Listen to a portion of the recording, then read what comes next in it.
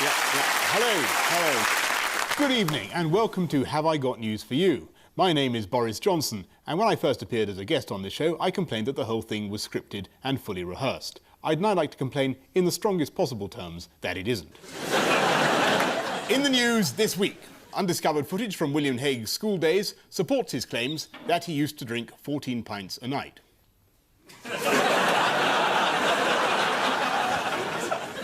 On Evel Knievel's Arizona ranch, his favourite cow prepares for a world record attempt.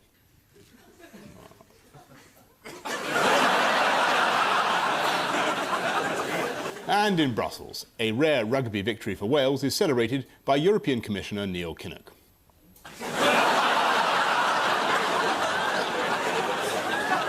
On Ian's team is a stand-up comedian who admits he's performed in some of London's seediest night spots, so a very familiar face to many of us in Parliament. Stephen K. Amos.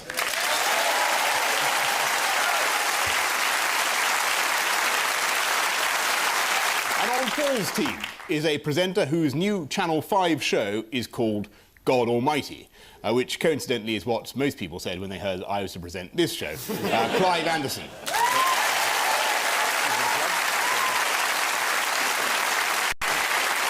And we start with round one. Paul and Clive, what's all this about? Fire, fireman, John Prescott chewing his own fist. Yep. The question from you, the person that's on fire at the back. We're off, lads. We're sick of what we're hearing. There's the empty chairs, so if the soldiers give in, the chairs will have to go to fight fires. Very good, very good. I think you're on the right track. Covered it well there. I think you're on the right track. It's about the firemen's strike. The question is, what have the firemen been complaining on particularly about the negotiations? Well, they agreed a deal and then it was withdrawn. Absolutely. It's total confusion in the government, isn't there? It's now They've been getting confusing messages. Yes. Is that a state of mind you're familiar with, Boris? No. Total confusion.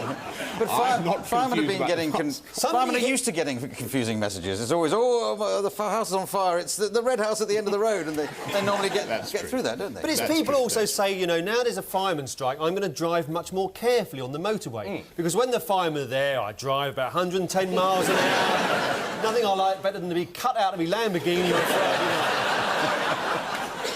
night. The first night of the strike, there was a fire in a fireworks factory in Manchester, and you think, of all the nights to be careful with your fireworks factory, you would have thought there'd have been just a bit, you know... What did the police say? Go away, there's nothing here to see.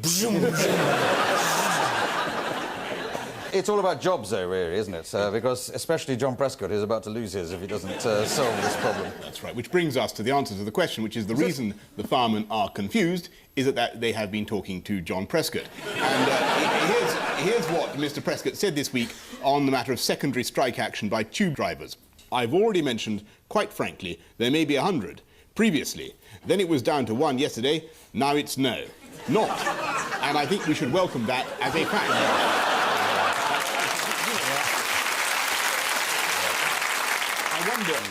I wonder if you know what John Prescott's view was of the fire strike 25 years ago, when there was the last time it happened. Well, I think he was probably supportive of it for the ironical way you're asking that question. He probably said that the firefighters were a very important special case and they should be treated as a special case, very much so.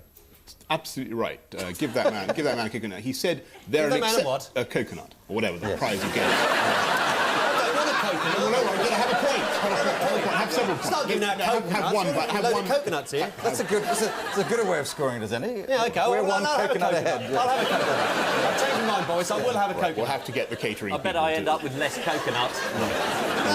No, you never know. I've got a lovely bunch. Anyway, whether or not we can supply coconut or not, I don't know. But I'll tell you exactly... So, hang on a minute. You're offering coconuts, and yet you have not... there's no facility to give me a coconut. You're promising something you can't deliver, which is what you accuse the Labour Party of. How do you know it? You say. How do you know that we can't deliver coconuts? Because how do you know? I think it's completely wrong. OK, I'm very well in with the catering department of Hat-Trick Productions, and we are going to supply coconuts within a reasonable delay.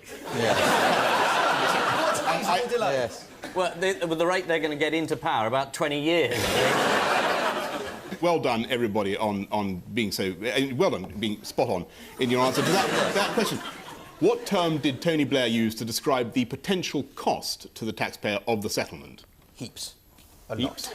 A lot. Catastrophic. Catastrophic? Any So, advice on catastrophic? a minister in Scotland called them fascist bastards, but he had to resign as a result of that. He claimed he was quoting somebody else. Yes. Yes. Tony Blair, probably. Yeah. But, He called them Scargillites, didn't he? Oh, it is a problem for you lot, isn't it, you Tories? Because he's more right-wing than you are, really. Sorry, who is? The Scottish This minister? Blair man. Well... When he puts on the Thatcher wig and says, I'm not for turning, I mean, what can you do? I think the problem is that if you want to sort of political... You want me to political... No, political, you've got your objective journalist hat on. Well, OK, my objective journalist hat on. I think... is this question time with Boris? You've got David Dimmock's job as well. It's absolutely terrific. I don't mind. The issue is really one of competence and how they've managed to provoke this strike and how they're managing to prolong it by bumbling around and giving conflicting signals. And you can't really blame the policy that's worked for some people. You can't really blame the firemen for thinking that they could get 40% when they see, you know, some of these jobs being advertised in The Guardian for one thing or another at very considerable salaries. Haven't MPs got 40% this year? And they have. I want to say, they didn't get. They got a model. They didn't get 40%, but they did get. What do you mean they? You keep saying they. We. We. I'm honoured to be the first MP to present this programme, by the way. We. Probably the last. Anyway, I'm a quiz show host tonight, and I want to make one point. I'm being paid for this show 40% less than either of the two. Right, don't ask what we're the being picket paid, line. then. Exactly. This is indeed the continuation of the fire dispute. Last week, John Prescott was woken at 3 in the morning by a call from union negotiators. They didn't have a new offer, they just wanted to annoy him. Militant union leader Derek Simpson called on workers to bring down Labour. According to The Sun, his outburst rang alarm bells in Downing Street. And 6 hours later, a green goddess arrived to see what was up. This latest strike has seen a huge increase in the number of irresponsible hoax calls, like the one from Prescott to Blair saying, "It's all right, Tony, I've got it all sorted." Ian and Stephen, your turn. Oh, right. Women. Yeah. It's the Miss World that was scheduled to take place in Nigeria. There was like some kind of wild, raging fire, people fighting in the streets. There was, yeah. I think it's perhaps because they saw Miss Germany myself, but... oh, big hands, big hands. Now... We think the Miss World competition is sort of cheesy and 30 years out of date, but in northern Nigeria it's about 500 years ahead of its time. Someone wrote an article, the fashion correspondent of a Nigerian newspaper, wrote an article saying perhaps the Prophet would have taken one of these girls as his wife, and that's not what they want from their fashion articles. So they started burning the place down. That's right. I think she was meant to write sort of black is the new black, and... and it so is. Burkas are in. And what was the result? What happened to this? 105 people were killed, Yes. I remember that, and they scrapped the contest in Nigeria, and shamefully it's now going to be held in Ali Pali in London. Yes, it didn't occur to anyone to actually just call it off. You know, the show has to go on because it's jolly important. It's bad luck for Miss Nigeria, who's now not playing a home match, but of course Miss Nigeria is now not so much a contestant as a piece of advice from the Foreign Office, so it's... Very, very good point. Does anybody know what Miss Norway said after getting safely back to London? Glad to be back in London. More or less. She said... To be fair, she probably said it in Norwegian, so I... No, she didn't. She spoke fluent English. She said, "We're off to McDonald's and I can't wait." What was the worst bit about the flight home? Can anybody remember? Well, the shot of them drinking champagne. It seemed there wasn't that much to celebrate.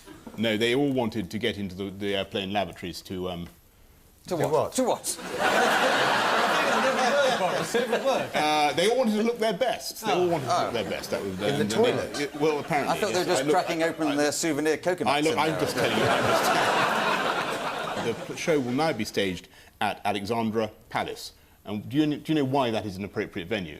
Well, because it's a very big room that you can accommodate a big fashion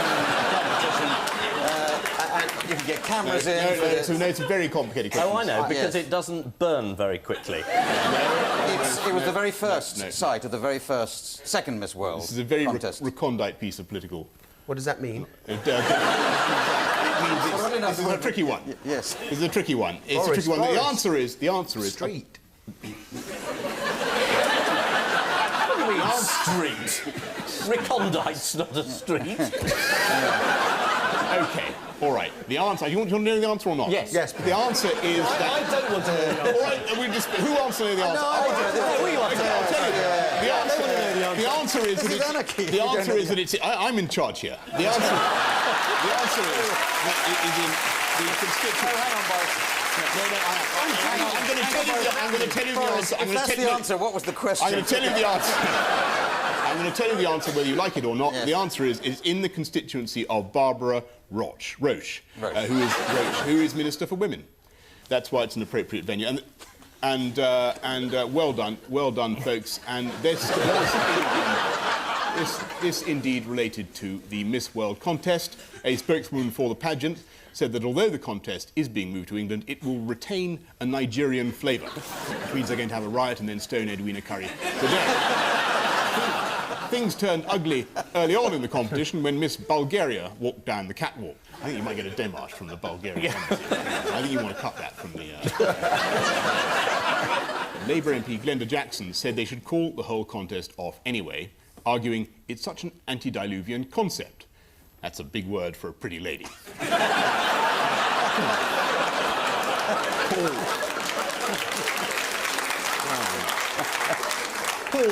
Paul. No, Paul. Yes. I wanted Basil Brush. I wanted Basil Brush. I'm not sure we haven't got him. Paul and Clyde, what's happening here? Yeah. This is old grapes. Yes, it's about Tesco's. Black widow spiders in grapes because they've stopped using insecticide.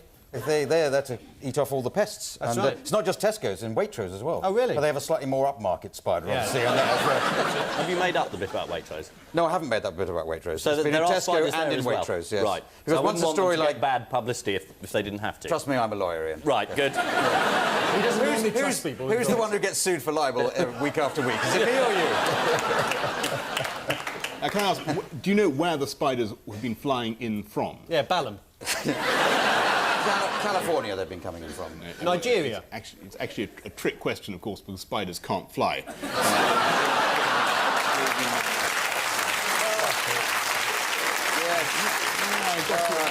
We got you that time. And what did Stephanie Thornycroft do, the customer of Tesco's, when she found one, as she put it, crawling up her colander? She put it in the fridge. She screamed. She called the fire brigade, was it? She got a neighbour... Rolf Harris. She got a neighbour to kill it and took it back to Tesco, who apologised and exchanged it for a fresh one. What was the positive gloss that Tesco put on the affair? It shows you're not getting all these poisonous chemicals out of grapes. They're healthier grapes for you, and you live a happy and healthy life for the 5 minutes it takes for the poison to kick in and knock you off. It's nature's way. It's nature's way. Absolutely. Yeah. Dead right. What is the good news to emerge from this business? I answered that, didn't I? Yes. The good news, we don't have pesticides in our grapes anymore. You know, almost. No, the good news is the California grape season is nearly at an end, and the bad news... Is it starting up again in a week's time? The bad news is they're about to start shipping the grapes from Africa, so we're advised to look out for the occasional hippo. not the strongest joke I've ever seen. You sold it so well. Yeah. Every comedian who's ever lived has always hesitated, looked down at the piece of paper, looked up and said the word hippo with a startled expression on his face.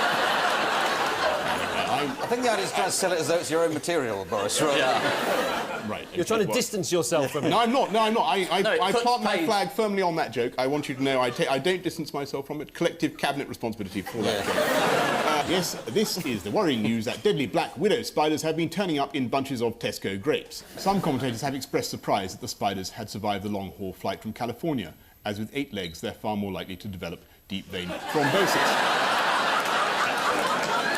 You happy with that joke? I thought that was pretty good. I like that one.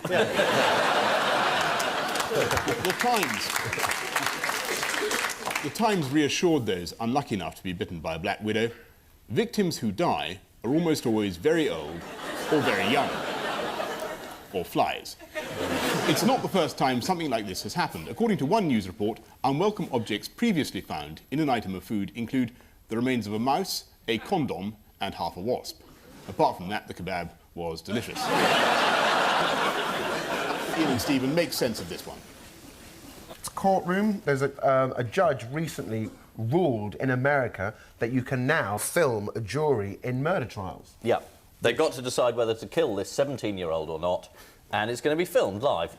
It is the latest bit of reality television. So the jury will be able to say, well, I reckon we should, you know, string him up or inject him or whatever they do in Texas. But first, a commercial break. And I think you probably get a chance to vote online. Do you think he should be thrown out of life? You don't get the execution yet, though. But I think that's coming. That's right. I've served on a jury. Have you? I have. Very mad, strange folk on the jury. I sat in a jury room to deliberate this case, and my fellow juror looked at me and she said, "What are you doing here? Weren't you in the..." Oh. I was in a case where we'd accused Robert Maxwell of trying to buy a peerage, and after 3 days, the foreman of the jury said to the judge, my fellow members and I would like to know what a peer is. Well, it's a very good system. It's a very good system which this government is abolishing, isn't it? Yes. Trial by jury, yes. In some cases, and They're which, always trying to abolish it. They've tried it. This is the third time they've had a go. Absolutely outrageous. Anyway, stick up for it, folks. How long has the trial by jury been around? Well, there are some people who say that it was brought in by the Normans, but there's evidence there was a certain amount of it under the Anglo-Saxons, so you're talking about, what, 1,000 years thereabouts. I mean, it's the best system, isn't it? It's certainly, if you're a criminal barrister, it's one I always used to enjoy, but yeah, it's a jolly system. When was the last time you were in court, Clive? I just want to assert my prerogatives as the host. Right, let's get on with it. I think we've done very well on the jury issue, and we had a very good, very good seminar on that. I just want to ask you now, as a panel... I think somebody's talking in your ear, telling you that. That is outrageous. I just want to ask you, where do you think the business of reality TV can go? Where will it end? Well, it could be you doing this show. No, you said reality TV. Yeah. I'm convinced this is a dream. I don't know which one of us is dreaming it, but it's very convincing.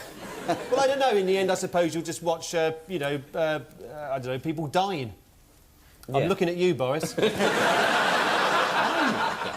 you're not. Is there a right answer to this question that we're trying to get? Where else could it go? What else could you do? I've got a brilliant idea for a reality TV as a Big Brother version. When everyone would go up, the celebrities would go up in a basket under a hot air balloon, and we'd have a real balloon debate. And then, when you got voted out, you'd have to do a parachute jump off of it. And I've suggested it'd be a brilliant idea. You'd have, Ian would be up there, Paul, me, Richard Branson would provide the balloon. I think it's a great idea. If it was Branson's balloon, it would crash anyway. It's a first-rate idea, and I hope very much that you do all you can to bring it to our screens. Why do I feel like somebody who's just been to my MP's surgery with a complaint? What reality TV show was accused this week of being faked? The Osbournes. Absolutely right. Why? The children said the producers got us to have a row, and then their dad said, no, they didn't, and the kids said, yes, they did, and then they had a row. They also introduced a dog psychiatrist into the mix. Apparently. Is a dog trained to be a psychiatrist? How does that work? You've got a problem, you're sitting there, a poodle saying, well, you know, I blame your mother. I'm a German Shepherd, but now I'm a psychiatrist. That's right. Don't lie on the couch, we're not allowed on the couch. It's an old dog. You got an old dog who makes some old jokes as well. You got your Christmas crackers early this year, didn't you? Talking of Christmas crackers, your go, Boris. Thank you, Paul. What other reality TV show is on at the moment? Big Brother. Big Brother, as I think Ian mentioned. Celebrity Big Brother. Celebrity Big Brother. That's on. A loose definition of the term. It's kind of losing its appeal now, isn't it, really? I think when these people go in there, they always sort of obey what they're told to do, you know. Nobody's rebelling. They all get into that mindset where you have to do what you're told. A bit like being a Tory MP, I suppose. Big Brother is absolutely the right answer. And Did anybody say that? Well, someone said something. Listen, never mind. But we're getting there. We're moving irresistibly towards a conclusion. Yes, it's the latest developments in reality TV, with a judge in Texas allowing TV cameras to film a jury reaching its verdict in a genuine murder trial. Since the accused may go to the electric chair if found guilty, the producers insist that the programme will be handled in a sensitive and dignified manner. And if you're interested, To Fry or Not to Fry begins next week. This week, as Celebrity Big Brother drew to a close, the public had to choose between Les Dennis and another TV personality, a decision Amanda Holden is all too familiar with. Well, whoever Do you know who either of them I are? have to tell you that I'm no.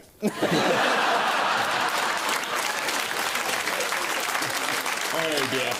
Well, I think that is worth a round of applause, because I'd have been disappointed if you'd had any idea who they Well, were. I know, but I'm happy to be elucidated. But first of all, Elucidated. can we tell? I think you've been inoculated. Come on, team, we've got to get a grip here. Yeah. Just ask Ian, ask Ian how he's so expert on Big Brother. He's, Yes, sorry, good question. There you go. You should do this. Why don't you ask him? Tell me, Ian, how come you're so expert on Big Brother? Because it's in all the down-market rags like the Telegraph and the Financial Times most days. No, it's all there in the papers. You should read them. Far be it from me to advertise this week's fantastic edition of The Spectator. I also Not me, don't look at me, I'm not going to advertise it. All right. Well, there is. I know this will get cut, but I might as well point it out to you anyway. There's a very good cover story this week about, you know, human sacrifice and celebrity, and there it is. I see it being waved in by the audience. Yes. I'm very grateful. Are those your written by- parents? You haven't got your mum and dad. Look. Oh, that's really sweet. I knew 3 people bought The Spectator. I didn't know it was you 3. Yeah. Now, at first there was only a small crowd waiting to greet Anne Diamond as she left the Big Brother house. According to The Sun, producers had to issue a plea for extra guests over the tannoy at a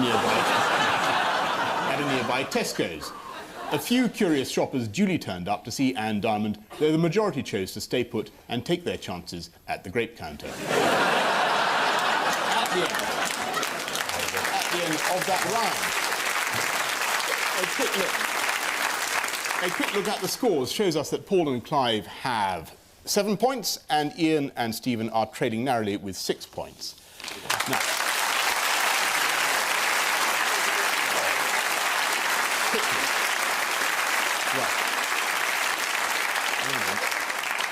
Why are we trailing?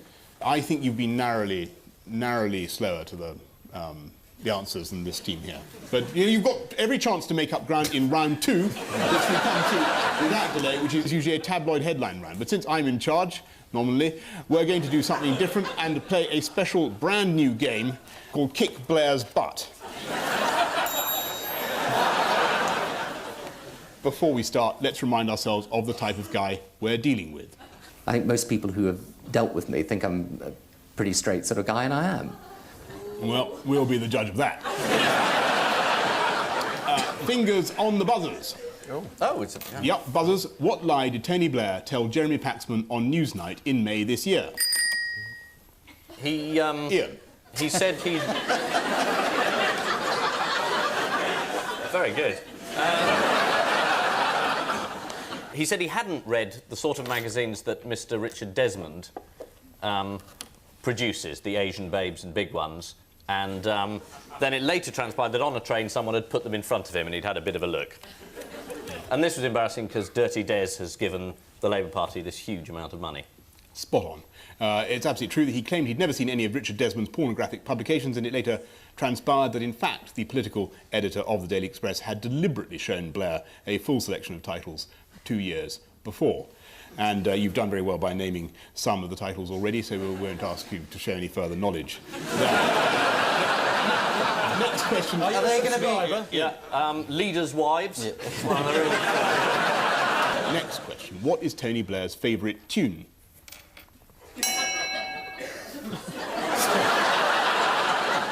That's the first note of it, whatever it is. I'll name that tune in one.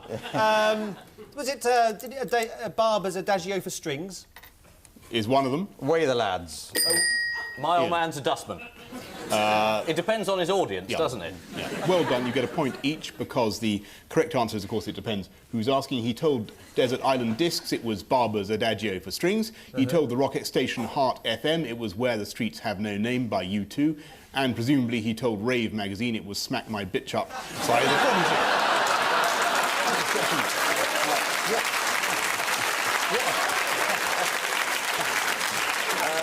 I think tonight we are defining surrealism. Next question. That's great. Next. Go on, sing a bit of it. My children think it's called Smack My Picture, actually. Let them be innocent. Yes. Next, what did Tony Blair achieve in less than 10 seconds on 10th April 1998? He smacked his bitch up. He did not. He did not. I'll hear many things against the Prime Minister, but he did not do that. He went back. Any advances on Ian? Did he cut crime? He did not cut crime. Stephen's... Hello?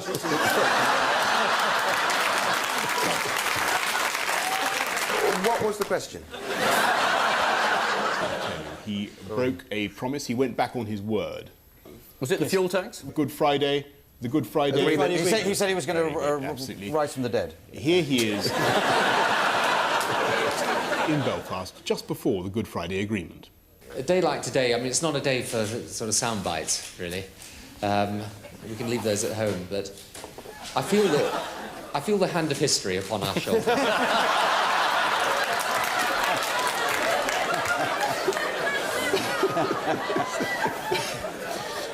And meanwhile, the hand of John Prescott was on a hot cross bun. Next question. The Italian press once called Tony Blair Lo Scroccone. Yes. What does Lo Scroccone mean? Scrotum. Literally several scrotums. It's just about his holiday home that he didn't pay for, the scrounger, isn't it? He rented a holiday flat. Well, he didn't rent it because he got it for nothing, and they were very upset. The Italian press, very upset. He said he should have paid for it, but he didn't. And they cleared the beaches for him, didn't they? Yeah, So that's he could have right, a lovely holiday. Stop the sea coming in. It was the Italian press who called him a scrounger because the Blairs stayed in a Tuscan villa at the expense of the Italian taxpayer. The following year, the Blairs decided they didn't want to be away from their Islington friends, so back to Tuscany they went. Next question. In 19... You're an Islington friend of Tony. I am, yes, indeed. Well, he's no longer in Islington. He now lives in 10 Downing Street. You should keep up with the news. But he was a near neighbour of yours. Fairly near, yes. Yeah, well, we used to, borrow cups of sugar and stuff like that. But, Do you still see much of him? not so much Did he give them anymore. back? Did he give the sugar back? Well, it's an undertaking over a period of 7 years. There'll be a reallocation of sweetening resources yes, in the fullness of time, but only within the confines of the overall economic plan, as long as Gordon says it's all right, subject to 5 tests to do with dental caries, fattening, refinement, I can't think of more. Very good. Next question. In 1998, before a Labour Party gala dinner in Blackpool, Tony Blair attended a special champagne reception. Who picked up the tab? Stephen? I have no idea. A famous American company. Was it McDonald's? No, the famous American company that's been in difficulties. Clive?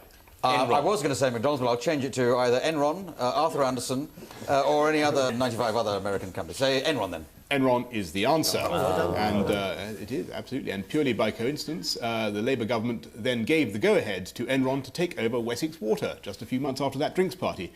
So not so much water into wine as wine into water. Next question. That was awfully good. Yeah.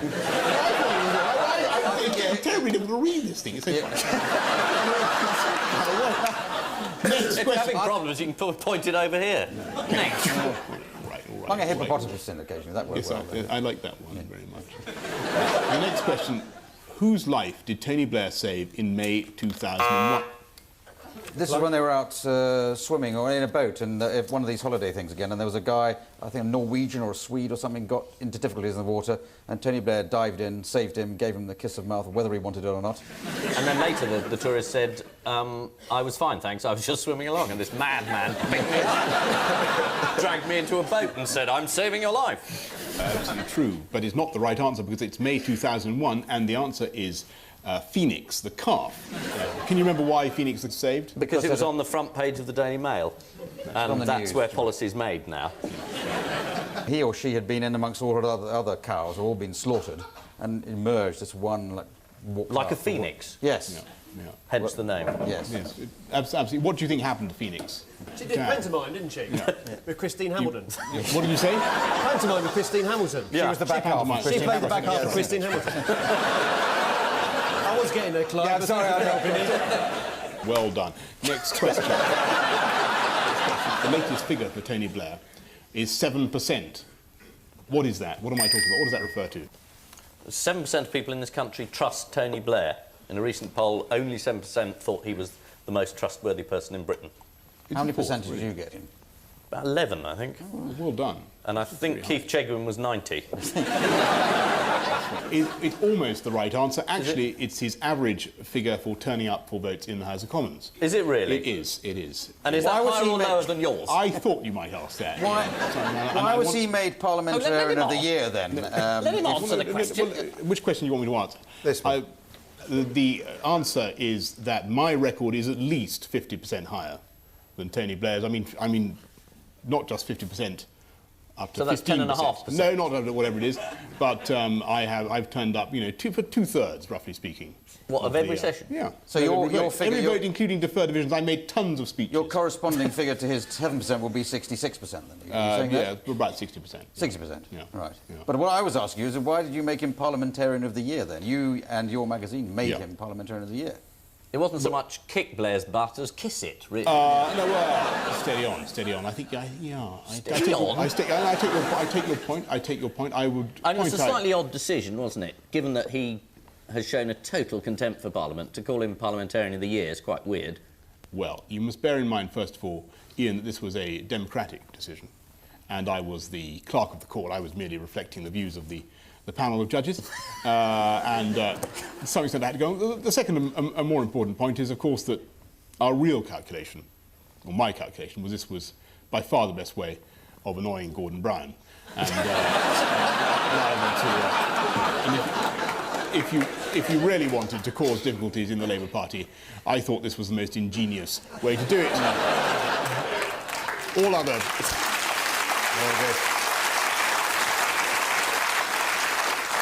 All other strategies so far not having proved wholly successful. Was it filmed? Is there footage of you giving a prize to Tony? Unfortunately, the Prime Minister felt that he couldn't be with us on that occasion, so he sent us a snatch of Tony Vision from Prague. Have you got it? I could get you a copy of it round to you. Can we do better than that? Has someone got it? Thank you to Boris and all his team. Thank you to Boris for not just the work you do at The Spectator, but the excellent work you do for the Conservative Party. There you go. I thought he was going to say thank you for the work you do for the Labour Party, which obviously is well worth an award. There you go. I think the shares are going to start plummeting in Blair pretty Once soon. you start giving him prizes, their career's finished, you reckon? He picked Estelle Morris last year. So I can't remember.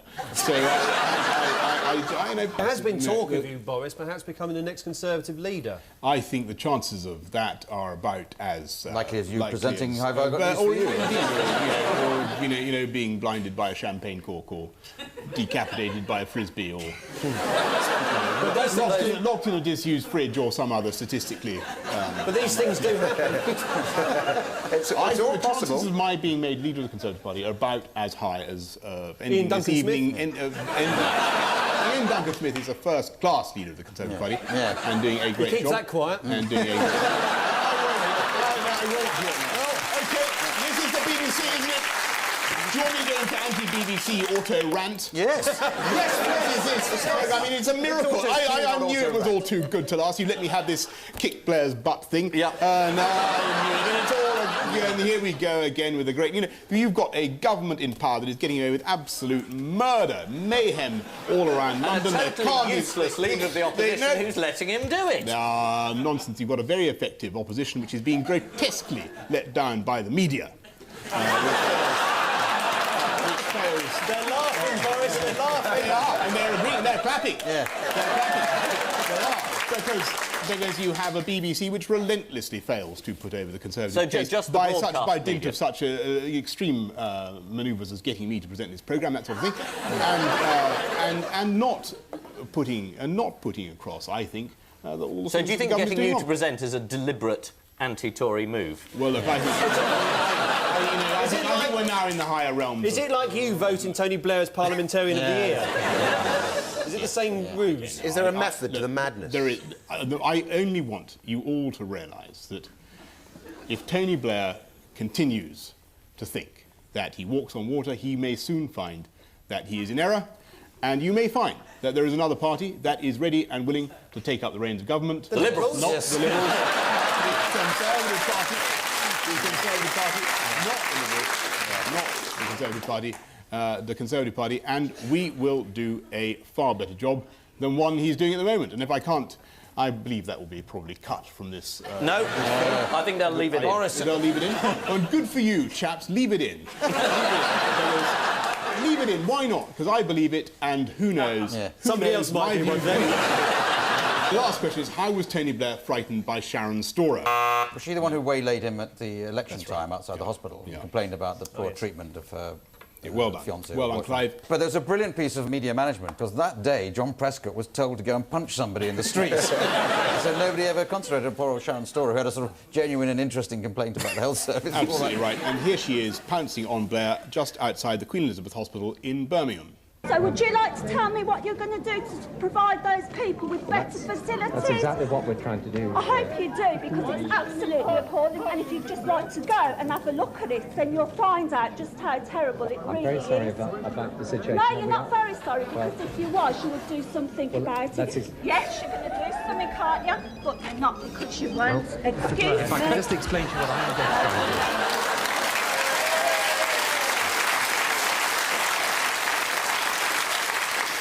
And that is the end of that round, with Blair's butt well and truly kicked. Job done. And both teams are level with a ginormous 11 points each.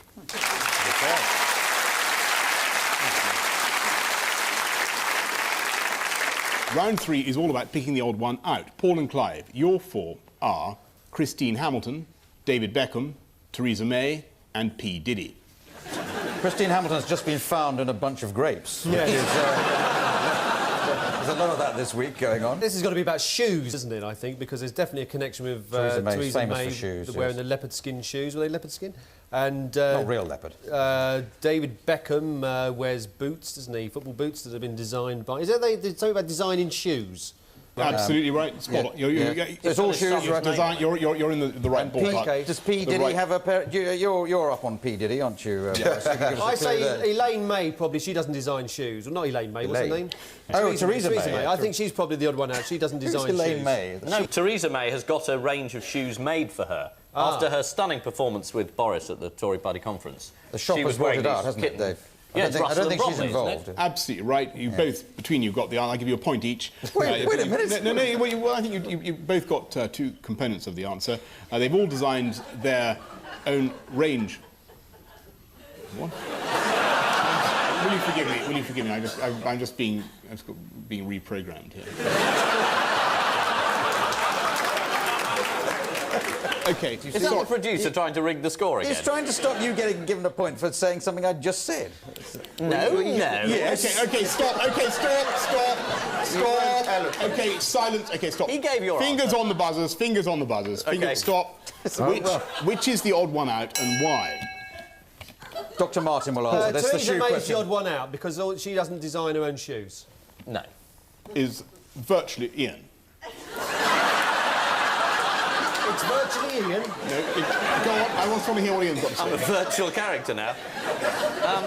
Well, I won't answer if that was right, because it'd be a waste of time. But The answer is they all get money from shoes, apart from Theresa May, who's just famous for wearing the Conservative Party. But she's not, though. She's had a range of shoes designed for her this week. That's what I was trying to say. Beckham has a range of shoes, boots. P. Diddy has leisure wear, and Elaine Hamilton... Christine has just eaten a spider. Well done, well It's done. her. That is more or less exactly... Christine Hamilton. More or less exactly the right answer. They've all designed their own range of clothing, except Theresa May, who was this week presented with Oh, I was especially... completely wrong, then. with especially- That's what I said! designed pair of shoes by Russell and Bromley. No, I thought you were right.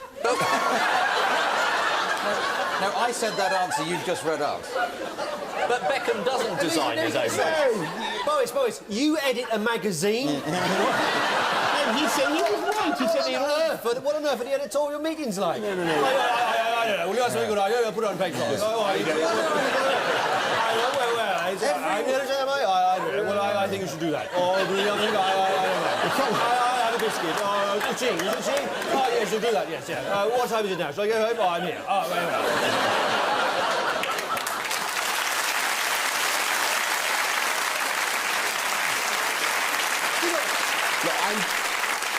I don't edit a magazine about shoes, but I'm trying to be fair to all of you. You've all done exceptionally well on this question. You turned into young Mr. Grace. I don't. You both, in your own ways, got very close to the heart of the matter. It's a non-competitive sports day. That's right, and you're both on 12 points. I know it's very tense for you. And the answer is they've all designed their own range of clothing, except Theresa May, who was this week. Shut up! Honestly, who was this week presented with a specially designed pair of shoes by Russell and Bromley. Oh yes. So who got the point? What's going on? We're in a time loop. You've seen that picture in the name of God. Have you seen that one? I've seen this. It's come up before. Have you seen that picture before? Yes. How'd you get a leopard to wear a pair of slacks? Right, the answer is that they've all designed their own range of clothing, except Theresa May.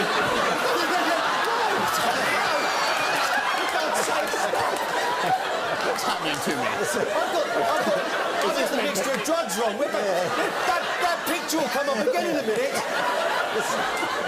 This is like a very, very cheap edition of Doctor Who, where he just travels around in the studio for a minute here, a minute there. We've all got a life to lead, Boris. I feel I'm just trapped in this thing where they keep making me read this same thing.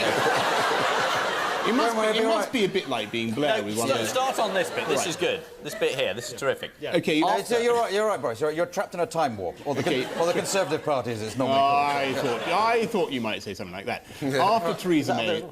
very good, though. After Theresa May said the Tories were widely perceived as nasty and uncaring, Norman Tebbit responded, Miss May's depiction of the party will come back to haunt her. And if it doesn't, he will. In the nicest possible way, I should say, since Norman is on the board of The Spectator.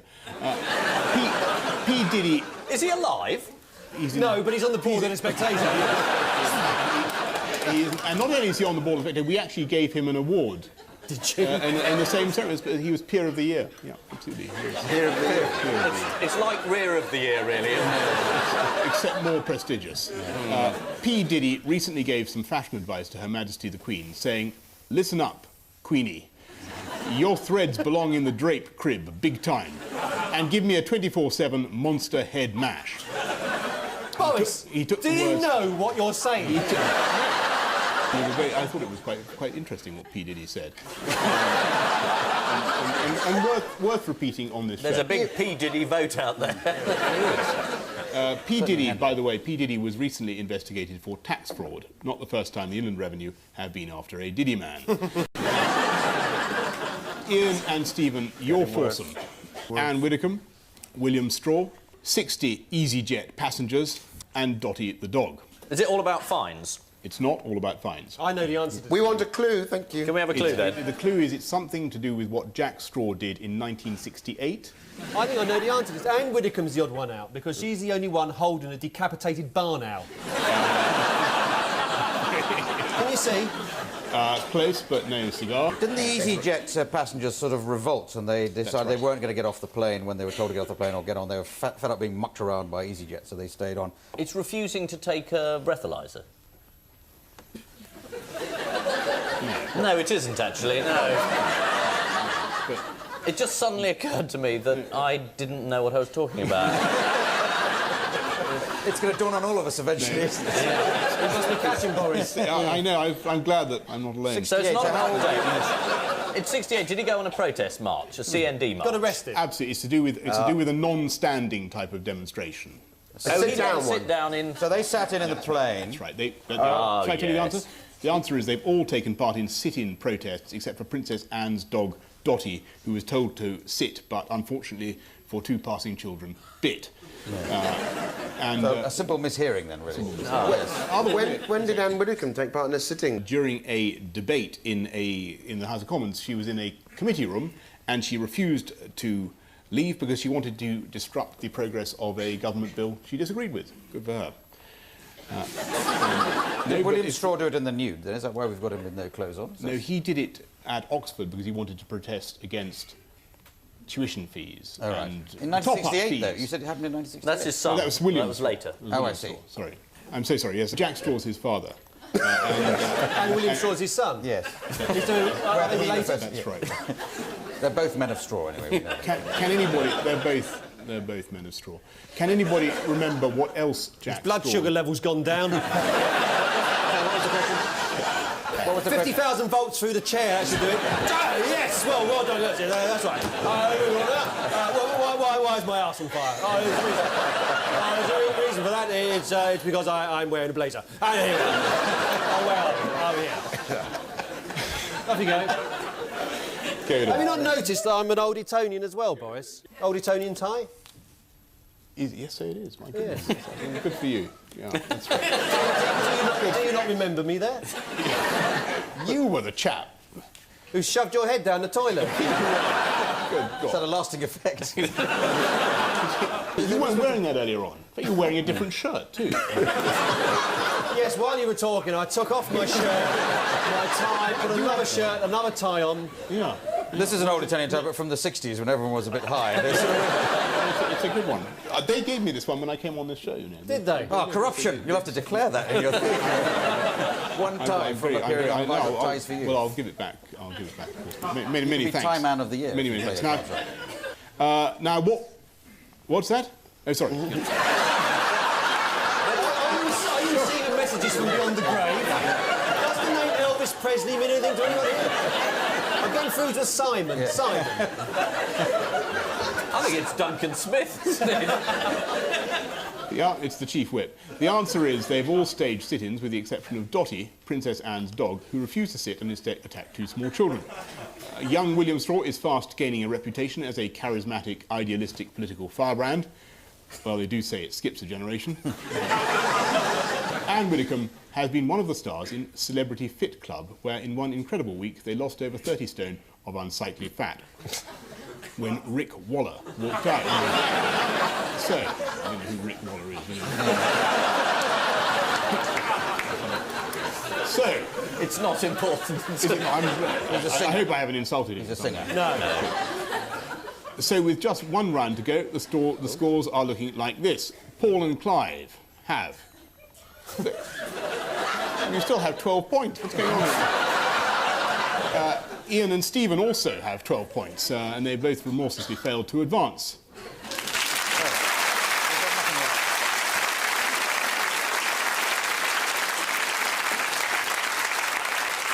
We now come jubilantly to the final round, which is, as usual, Missing Words, featuring this week's guest publication, Rabbits Only. So here we go. Britain must learn... Read it out, Boris. Oh, sorry.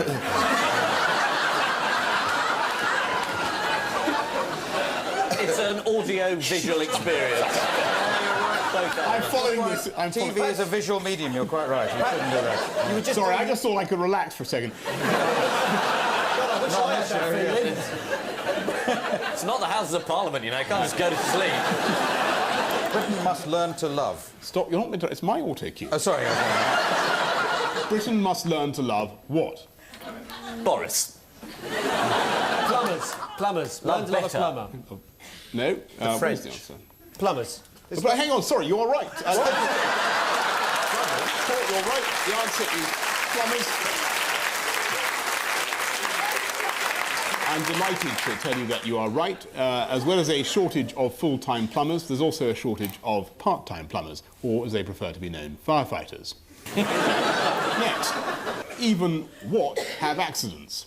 Got to be rabbits. Bunnies. Is it bunnies? Is it, are you not supposed to be answering No, this the one? answer is rabbits. This is us. The answer is rabbits. I said bunnies. The answer bunnies is you know, occupies the same semantic field as rabbits. Thank you very much. How big is this field? It's the field in which the rabbits and the bunnies are lexically coterminous, but it's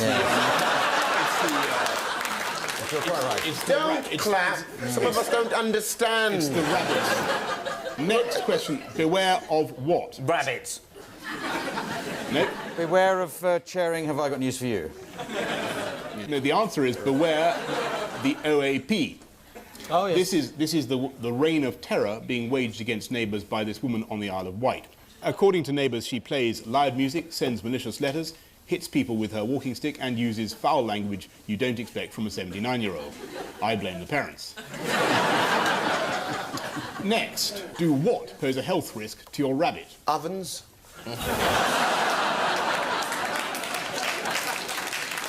Mixomatosis flavoured cigarettes. Think of something in there. They've got the Christmas issue of Rabbits Only is coming up, so what... Christmas trees. Pelves. Do gypsies... I'm sorry, No, so Paul's got it. the answer's over here. It's Christmas trees. Well done. I don't know why. And lastly... I don't know why. It's obvious. They just fall over. Yes. Yeah, they do. All those needles falling down and the rabbits... choke to death. Yeah, they've paws on it. They get pine throats. Yes. But they don't have Pine throats. pine throat. Pine throats. Yes. Like Nasty with rabbit with pine throats. Terrible. Swells right up like that. Pine throat. But you know, they don't... It's like the opposite of acupuncture. It's on the inside. They'll be all right. They've got their lucky rabbit's feet to keep calm around. Do you still live in Islington as well, Boris? Partly, yes. No, I don't think you live on the planet Earth. Never mind. I do live in Islington. A lot of it? We do, yeah. No, I don't. I wish I did, but I don't. I think we should get off my my property.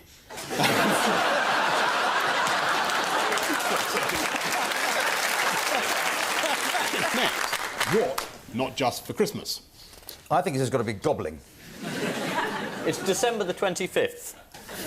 Both very, very good answers. The answer is, in fact, sprouts. Yes. It's the traditional reminder at this time of year from the Battersea Sprouts home, apparently. That's good. It's good. I That's thought a good joke, yeah. pretty good. And you sold it brilliantly. Next, Chancellor Brown puts on what? His mother's frock and pleads insanity. A grey face. A new face. He's having a face transplant. Dead right. Sackcloth and ashes. Puts on Sackcloth and BBC ashes. One at... Earth, Wind and Fire. No, sackcloth and ashes Ever seen Latin Palmer? No, you've said it already, Paul. Well done. Well done, Paul. So well done, Paul. It is Quickly a ahead. brave face, one he borrowed presumably from John Travolta. How do you know it's That's a Gordon joke. Brown's That's a face? joke. No, it's a joke deriving from the very important film called Face Off. Yes. And the Nicolas Cage. You wouldn't want to get that title slightly wrong, would you? Yeah. Four-letter word F. Yes, I'm with you. Yes, I'm with you. It just wouldn't occur to me to say something like that on a programme like this. It's occurred to everybody else.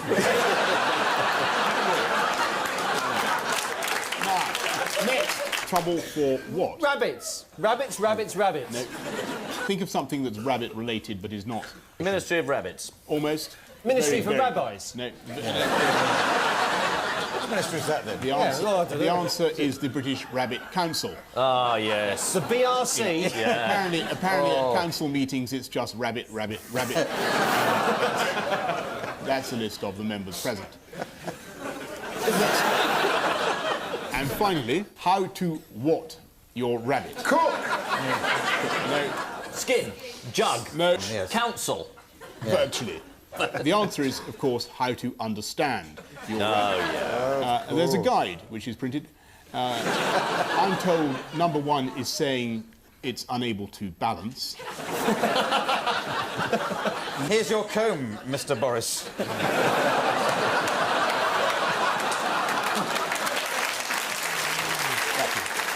I don't think I'll bother with Mr. Clive. That's right. Number five is trying to tell you it's dead. Ladies and gentlemen, that brings us to the end of tonight's contest. And the final scores, limping over the finish line, are as follows. Paul and Clive on 16 points, and Ian and Stephen narrowly pipped to the post with 13 points.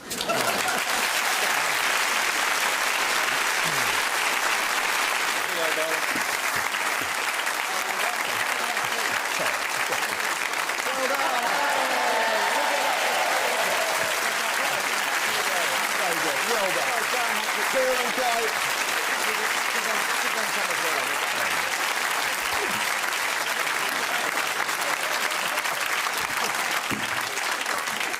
From the party that keeps its promises. And we're sorry, there you go.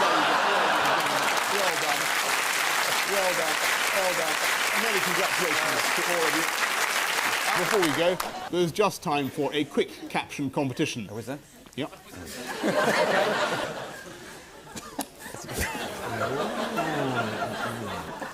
Jack Straw saying you can say what you like, you can't, Ian. Is Jack Straw saying that's the bloke over there who super glued our heads together?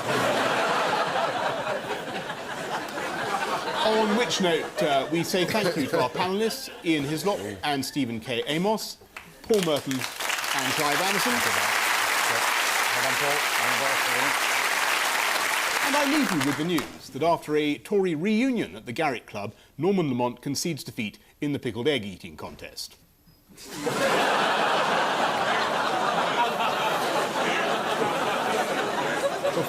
Before a concert in Bournemouth, there's evidence the years have not been kind to the Beverley sisters.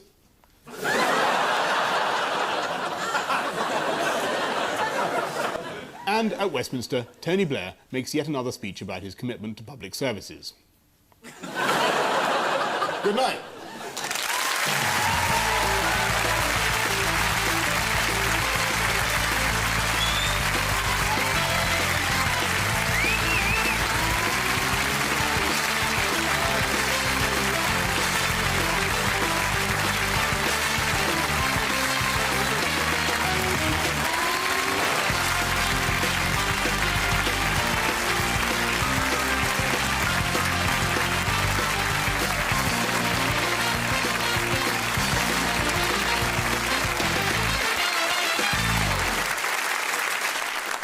I'm afraid there's quite a few howlers that...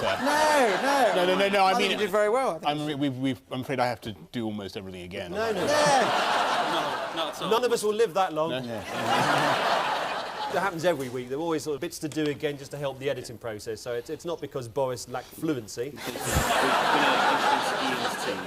Yeah, OK. And you can always tell how well it's going judging by how early the first retake takes place. So if it's in the introductions, then you know we're in for a long night. On Ian's team is a stand-up comedian.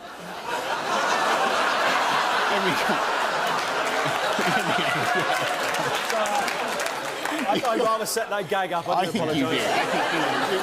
I had to do more than this the week I did it. Nonsense. You're doing nonsense. I saw you really nonsense. You saw the edited version, though. I did.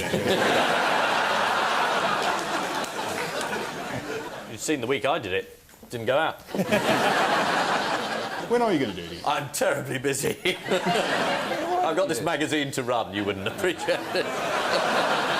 So we're nearly at the end of the rehearsal now. We can start the recording.